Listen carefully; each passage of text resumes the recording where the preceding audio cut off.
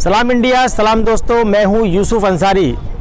एक लंबे गैप के बाद मैं आपके सामने हाजिर हूं और मैं इस वक्त मौजूद हूं गाज़ीपुर बॉर्डर पे, जहां किसान आंदोलन को चलते हुए आज पूरे 3 महीने हो चुके हैं। 26 जनवरी को किसान आंदोलन शुरू हुआ था और आज 25 फरवरी है। 25 फरवरी का दिन लगभग पूरा हो चला है। तो इस तरह देखें तो पूरे 3 महीने से किसान दिल्ली की सरहदों पर टिके हुए हैं 3 कृषि कानूनों की वापसी की मांग को लेकर, और इनकी जिद है कि जब तक कानून वापस नहीं होंगे तब तक हम यहाँ से घर नहीं जाएंगे। इस बीच पिछले 1-1.5 हफ्ते से लगातार इस तरह की खबरें आई थी कि साहब किसान आंदोलन दम तोड़ रहा है और गाज़ीपुर बॉर्डर में भीड़ पहले के मुकाबले काफ़ी कम हो गई है। लेकिन आज जब हम यहाँ पर आए और हमने देखा तो भीड़ में कोई ख़ास कमी नहीं है। कुछ कम अगर भीड़ है भी तो जोश लोगों का कम नहीं हुआ है। कड़कड़ाती ठंड में लोग यहाँ रात में बैठे हुए थे और अब चिलचिलाती धूप में भी सड़कों पर लोग जमे हुए हैं। हाँ, धूप की तपिश से बचने के लिए जो मंच था उस मंच के ऊपर अब एक टेंट लगा दिया गया है बड़ा, ताकि लोग अंदर छाया में बैठ सके।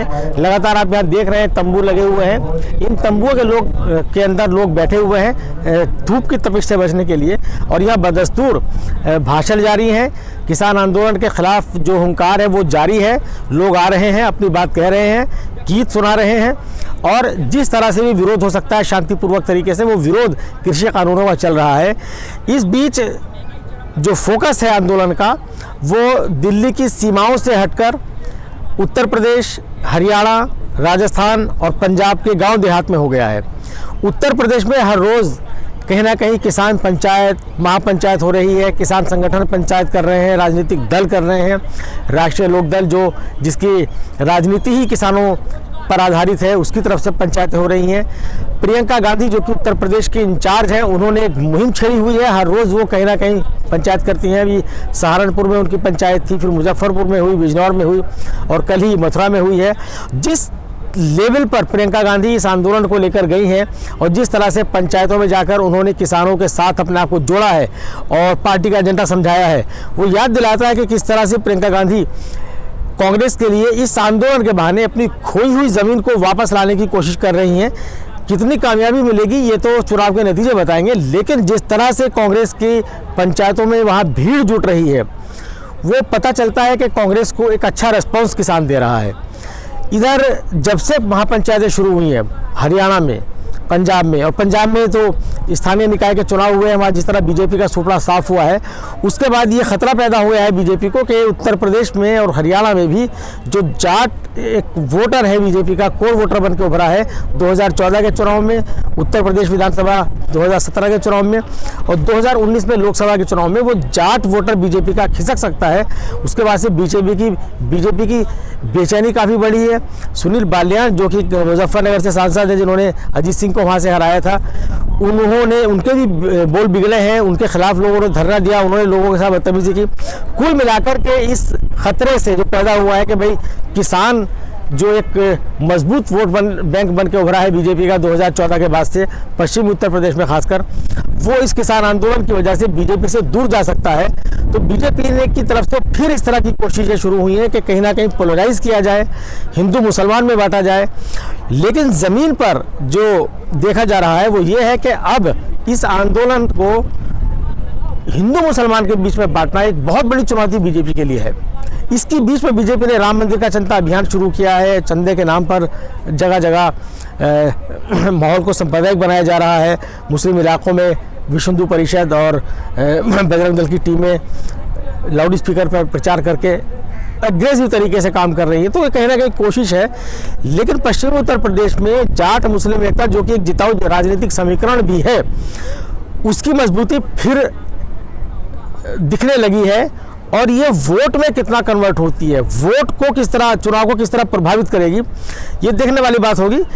और इस बीच जो एक बड़ा बदलाव हुआ है कि 22 जनवरी को आखिरी बैठक हुई थी सरकार और किसान संगठनों के बीच, और उसके बाद सरकार ने साफ तौर पे कह दिया था कि अब जो हम कर सकते थे, जितना हम कर सकते थे उससे ज़्यादा हमने कर दिया, इससे ज़्यादा हम नहीं कर सकते हैं। सरकार का प्रस्ताव उस वक्त ये था कि 3 कृषि कानूनों को 1.5 साल के लिए टाल दिया जाए और इस पर एक बहस हो जाए, इस पर चर्चा हो जाए, उसके बाद सरकार इसे लागू करेगी।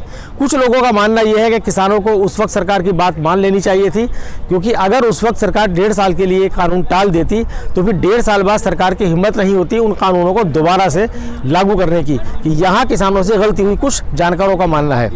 इस बारे में बार बार नरेश टिकैत से पूछा गया और दूसरे किसान नेता है उनसे भी पूछा गया कि क्या उस वक्त गलती हो गई। उनका साफ तौर पे कहना है कि जब हमें कृषि कानून चाहिए ही नहीं तो 1.5 साल के लिए सरकार लटकाए, 3 साल के लिए लटकाए या 2 साल के लिए लटकाए, हमें फ़र्क नहीं पड़ता है।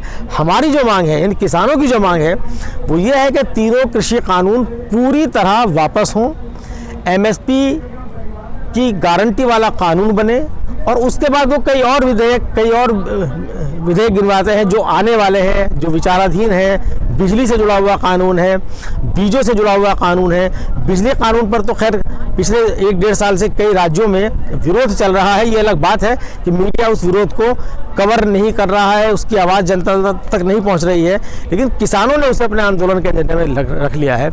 इस बीच जो बेरोजगारी का मुद्दा है वो बहुत ही प्रमुखता से उठा है। पिछले 3-4 दिन में ट्विटर पर हैंडल एक हैशटैग ट्रेंड कराया गया है, मोदी रोजगार दो, उसके जवाब में मोदी गर्लफ्रेंड दो और अब चला मोदी जॉब दो।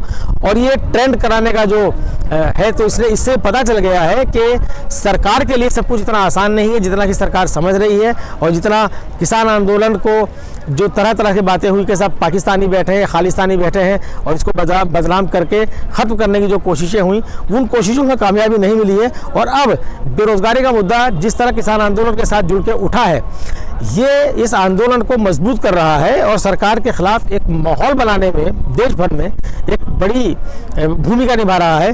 क्योंकि इसलिए भी ये वाजिब मुद्दा है कि जब मोदी प्रधानमंत्री बने थे तो उन्होंने हर साल 2 करोड़ लोगों को रोजगार देने का वादा किया था। क्या हुआ उस वादे का, ये देश की जनता को जानने का पूरा अधिकार है और जनता इस चीज़ को जानना चाहती है। और जिन पर बेरोजगारी का असर पड़ रहा है, नौजवान जो पढ़े लिखे नौजवान हैं, जो डिग्री लेकर के घूम रहे हैं, उन्हें नौकरी नहीं मिल रही है, तो वो इस मुद्दे को प्रमुखता से उठा रहे हैं। तो इसमें कोई बुराई नहीं है, बल्कि ये सरकार पर एक तरह से दबाव बनाने की कोशिश है और कोशिशें होनी भी चाहिए। तो कुल मिला के ये कहा जा सकता है, जब आज हमने यहाँ का दौरा किया कई दिन के बाद, तो हमने पाया है कि यहाँ पर किसान आंदोलन में किसी तरह की कोई कमजोरी हमें नहीं दिखी है।